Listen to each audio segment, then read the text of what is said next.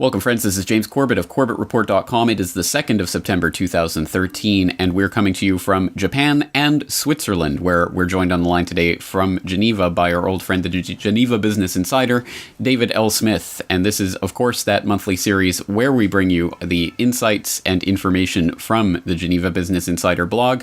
The link will, of course, be in the show notes for this interview. As always, David, great to have you here for today's conversation. Good to be back once again. Thanks a lot. Well, since the last time we talked, a lot has gone on in the world, but of course the number one event that's happening geopolitically right now is the Syrian chemical weapons attack that did or did not occur, that may or may not have been from Syria or may not have been from rebel forces. There's a lot that we don't know about this attack, except for the fact that nothing seems to add up and that they're not presenting any evidence for the case that they're making that this was indeed Assad. So, let's get your take on what did or did not occur there the other week in Syria near Damascus. Well, I think what did certainly happen is that about 1,400 or 1,500 people died a horrible death because of the use of chemical weapons, sarin or whatever else it was. Of that, there's no doubt. I would point out, however, that the outrage that has come to the surface around the chemical weapons story is around a number of people that represents 0.05% of those who have been killed in this civil war in the last 2 years. And I think we should feel deeply sorry for the loss of those other innocent people at the hands of people who slit their throats, cut their hearts out, eat their lungs on videos, etc. And this is a terrible indictment of humanity. And, to say that the outrage has only come because of this latest event, I've been outraged for years about it. So I think that's the opening comment. Now, as for the origins of these events, I have absolutely no privileged information at all as to who did or who did not start throwing stones first. The only thing I'm sure of is that this has been seized upon by the West, in particular by the USA, as the smoking gun, which has broken through their barriers of tolerance. But one could only ask the question, was this what they've been waiting for all along? And if it has come from, Saudi-sponsored people, if it has come from, the regime itself, it doesn't really matter. It is the excuse. Maybe it's the Crown Prince of Sarajevo event for this particular regional dispute, and nobody wants to let it go.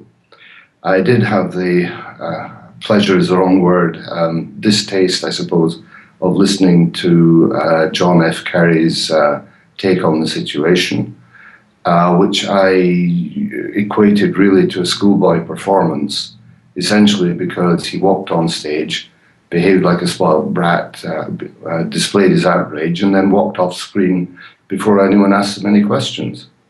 Now, for me, if I were Secretary of State, and I were trying to communicate to people what had happened, I would provide them with all the information. I wouldn't behave as though I was throwing a tantrum, and I'd provide them with all of the answers possible.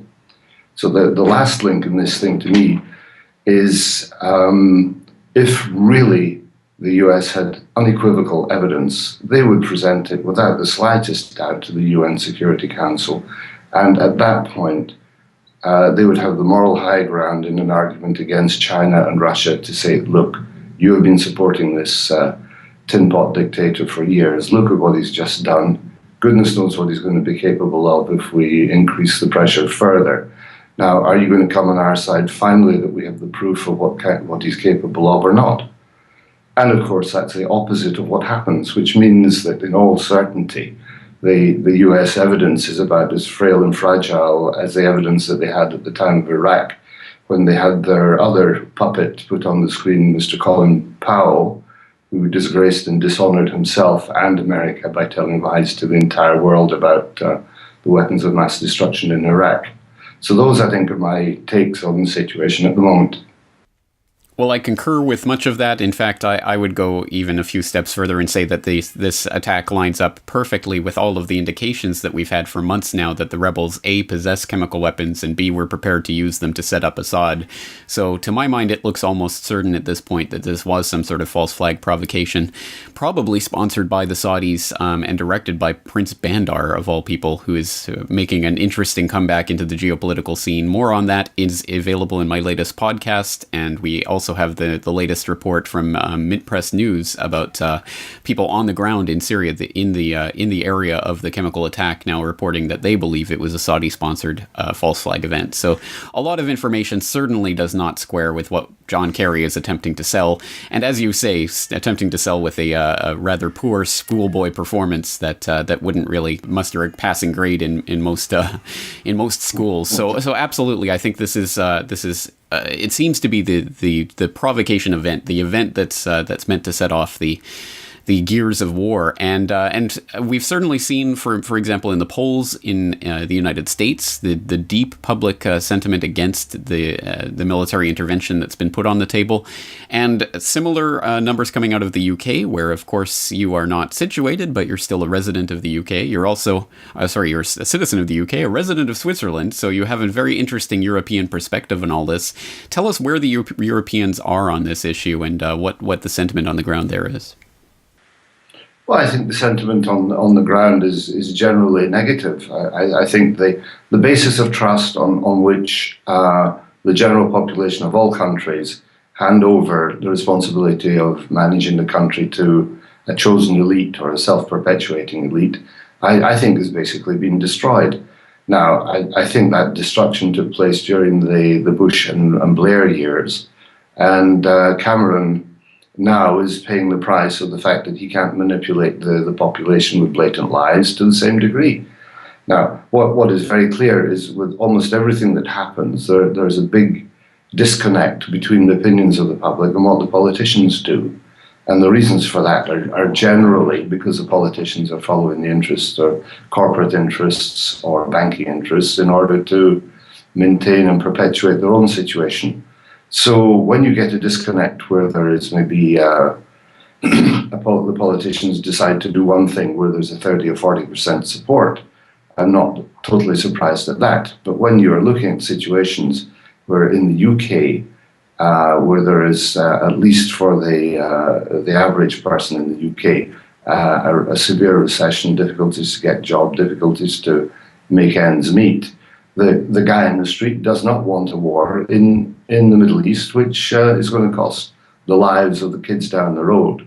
Because once again, it's never the lives of the elite's kids are put online, and they don't want the money to be spent on $1 million or $2 million cruise missiles to blow up another innocent families in another part of the world.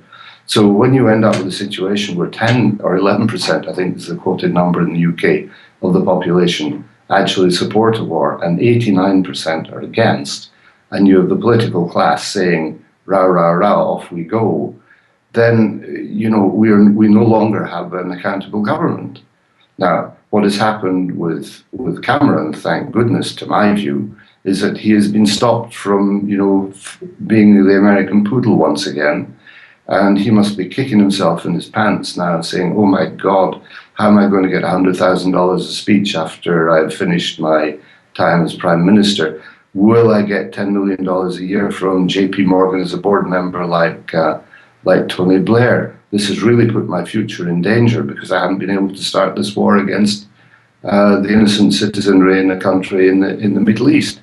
I'm appalled at the whole thing, and what I am very happy about is that little by little by little, the general population is beginning to understand that these games are being played to feed the military-industrial complex and increase debts and bond issuance fees, etc., etc. And wars are absolutely wonderful for this. And I give a very good demonstration of it, but there's a test that you do as a school kid where someone says if it takes 10 years to get a bottle of water 1/4 full by doubling the quantity every day, how long does it take for that quarter full bottle to be completely full? And the answer, of course, is 2 more days. So what is happening at the moment is that the general population are the quarter full bottle. And once the real understanding comes out, where it kind of multiplies on itself, there's going to be complete revolt against this two-tiered system of society. And I hope it comes down in a peaceful way, but I somehow doubt it. Well, I guess that remains to be seen, but I think it absolutely cannot be denied there's a sea shift going on in public opinion, a tidal change that's happened in the last several years, and I think there are a number of factors behind that. The legacy of the Iraq War, of course, still haunts the shadow of any prime minister or president that wants to wage a war of aggression in the Middle East, I think. And also, I think we have to look at the way that the internet and alternative media has really changed the political discourse. And I know that I am somewhat in the echo chamber here as being part of that alternative media, but I truly do see a change in the discourse happening right now with the idea of a false flag event in Syria is something that was suggested and proposed on numerous mainstream websites, at least in the comment section, by the commenters themselves. And I think this is an idea that is truly spreading around. So I think you're right. There is a change that's happening right now, and it remains to be seen exactly how that takes place. But I want to get your opinion on France's position in this, because I find it particularly interesting that Hollande has signed up and seems to be ready to commit forces to the latest Syrian intervention. And we see this perhaps as a pattern of French eagerness for intervention in Libya, in Mali, now in Syria. Is this just a holdover of these former French colonies that is the sort of the historical tie here, or is there something deeper going on with this? Oh my goodness! I mean, I classify Hollande practically in the category of a Galtieri from the Falklands War period. You know, he's got such terrible problems at home. He's trying to distract attention somewhere else and, parade on the world scene as a defender of right and justice and all the rest of it. In fact, I could almost say the same thing as I've just said about Hollande, about Obama. It's not really much better or much different. The only difference is that Obama's got a much bigger stick at his disposal, namely the American military.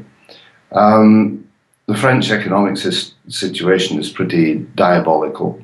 François Hollande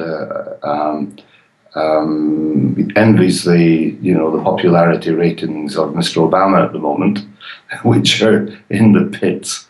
But Hollande, it's even worse. I mean, the population who normally are their country where they respect their president, it's always Monsieur le Président, he now has a nickname of Le Pingouin, or the Penguin, and it's been like that for months. I mean, they see him walking around in a dinner suit and everybody just laughs. So, I mean, he is a pathetic figure who, to my view, should never ever got elected, but it's just an example of if there's no one else around, someone's got to win. And my take on it, that's my take on the man in the country at the moment. I think one thing that certainly would have influenced him is that in the troubles in Mali, the French did actually have significant military support from the Americans, and there has to be a payback on that, so he can't turn his back. And the other thing I would say, although once again I have no proof, but I know how the French mind works in general, is this is a great opportunity, now the Brits have fallen out of the picture, for him to cozy up and take over what's the word they're looking for it, the special relationship of Britain.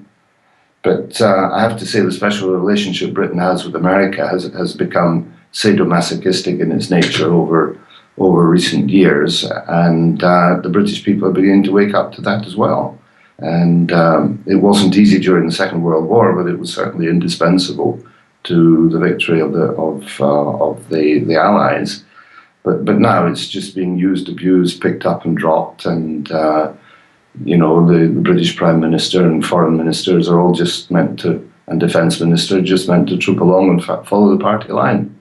Now, if what you say is, we are heading for a major conflagration of some sort, whoever's on the right side or the wrong side doesn't matter. It's who's on the winning side and who's on the losing side. And as America has the greatest military power, you can't afford to ignore them completely.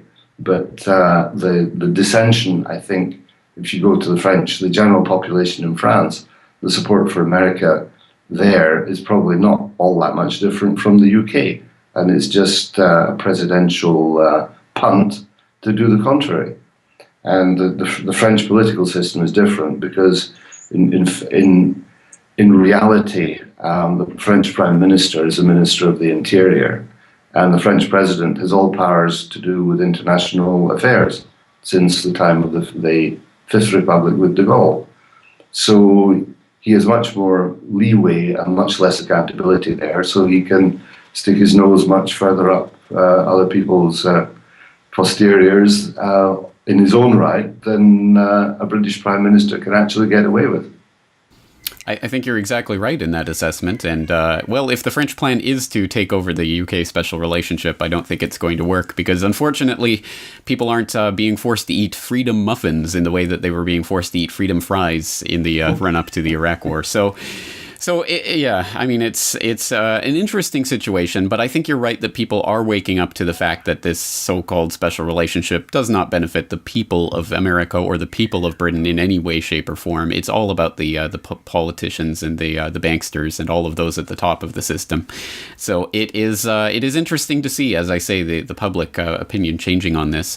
But let's spin things forward. Let's assume that there is some sort of strike that does go ahead from this, whether or not the Congress actually approves of it. Obama has already stated that he doesn't need their approval to go ahead. So let's assume that if some sort of strike goes ahead, how do you see that unfolding? What are the implications or ramifications of a strike on Syria? I think I take one step backwards. If we take President Obama, who taught at one point constitutional law, he is an outright liar when he says that he has the power to go and intervene in a foreign military context when there isn't direct threat to the security of the United States. So everything that is being done on a lawless basis, both in terms of the US and internationally. Now, what is going to happen after that? I could only guess. I don't have any kind of particular insight or special knowledge. I mean, the NSA doesn't give me their communications, so it's I just have to guess. But I think, the first step is likely to be a face-saving salvo of missiles, kill a few hundred or 1,000 people in order that Obama doesn't have a red face.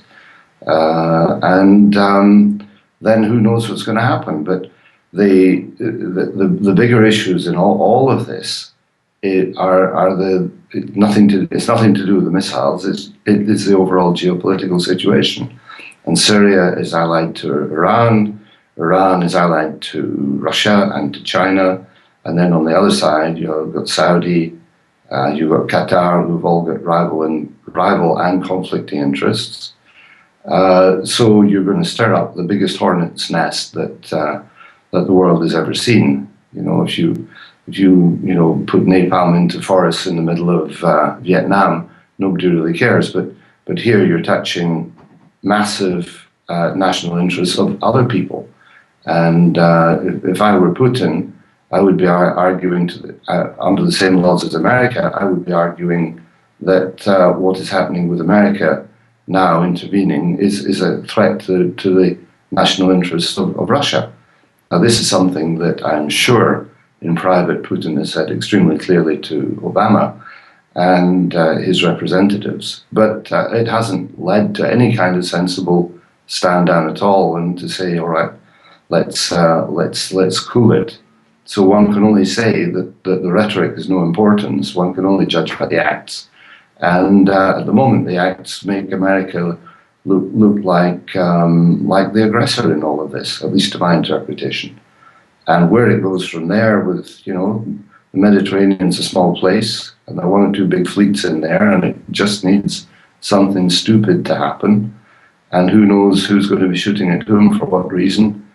And where we go from there, I mean, one can only imagine. Unfortunately, it seems that we've been on this knife edge of tension for a number of years now, and there always seems to be one of these flashpoints that could spark the powder keg. So it is an increasingly hairy situation, and I think that must speak to the underlying geopolitics of what's going on. And I think the bigger agenda of all this, not only the overthrow of Iran, but of course the encirclement of China and Russia by NATO, is all part of what's going on right now, and it feeds into these types of situations that make them even bigger than they might appear on the surface. So there's a lot to consider in all of this, but let's for a moment bring it back down to the local or to the near term, and let's talk about some of the economic implications of this. I do appreciate your economic insights. Let's talk a little bit about some of the risk-on trading that's gone on in the wake of the possibility of Syrian intervention and what that might mean. Do you think that this is, for example, going to indicate a trend, or is this just a momentary blip when we look at, for example, the way the treasury rates have come down slightly as people flood back into U.S. treasuries as some sort of safe haven? We saw gold spiking up to $1,425 before plunging back down below the $1,400 mark. We even saw a very, very bizarre thing that happened just the other day where gold plunged about $25 in the space of a few hours and then regained it almost completely immediately. So another bizarre manipulation taking place. What's your take on what's happening economically as a result of all this? Yeah. I think maybe I'll start with a general comment. If you look at America, the way it stands at the moment, the greatest objectives, I think, of the American elite are to ensure their global hegemony by whatever means, and to preserve the dollar as the world currency of reference by whatever means. So that is difficult to do if your country is completely bankrupt, which America is to all intents and purposes. So what you have to do is you have to use the tools at your disposal. And at the moment, we have seen years of manipulation. If you take the gold price, for example, we're talking about daily manipulation, where the gold futures market is attacked to keep gold down in price, to make it seem that the dollar remains strong. You then look around the world and say, all right, well, look, in Japan, they're printing money like crazy. So, who would want to be sitting with Japanese bonds, which are going to be yielding for the next 10 years less than the projected inflation in a country where the government's still trying to push inflation? You take big countries like China, where there's an economic slowdown because they live off, they providing services and goods to America. You look at the disaster of a currency crisis that's unfolding in India, and then you have to look at the other side of the equation, which is the very talented false flag marketing, let's call it, of American treasuries and the American stock market and the American recovery. Now, all of this is orchestrated. It is all completely detached from any form of reality, and these guys are extremely good at it. If you take Mr. Goebbels, he would be in great admiration of what is achieved by the Fed and by the White House spokesman. I mean, it is all smoke and mirrors, and it's wonderful to watch. And even when people do come out and tell the truth, they're poo-hooed as being either conspiracy theorists or eternal pessimists or whatever. So the whole thing's just a big game. And all the movements that you see, everything is said by the central bankers is all designed to create an effect without actually doing anything. Because if they actually did what they said they were going to do, the consequences would be absolutely dire.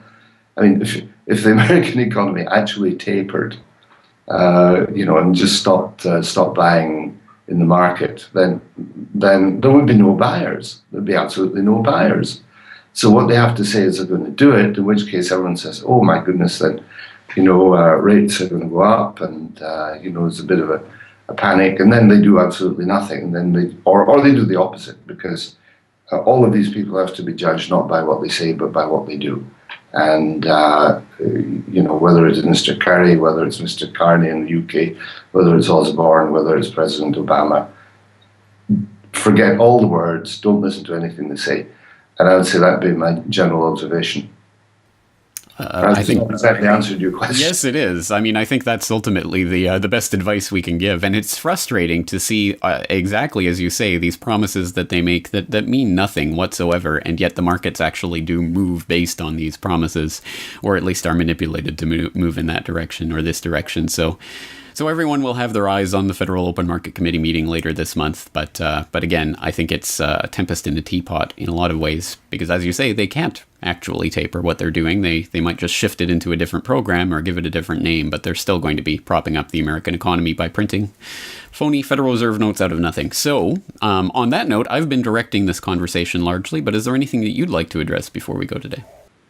No, I think we've done a pretty good sweep of the world, I think that's fine for me today. Thank you. Excellent. Well, just tell people once again about your website. Yeah, my website is the genevabusinessinsider.blogspot.com, and you'll see I do regular posts. I do radio interviews, TV interviews, which are available to listen to. I run my own financial advisory firm. I'm not an investment advisor, but I advise people in the financial context. And if anything you said, if anything we said today is interesting, then I'd be very happy to hear from any of the audience that we can talk further. Thank you. Well, you're hearing from my son right now, so I'm going to go check on him. But you have a great day. Thank you very much for your time. Thanks. It's a pleasure as always.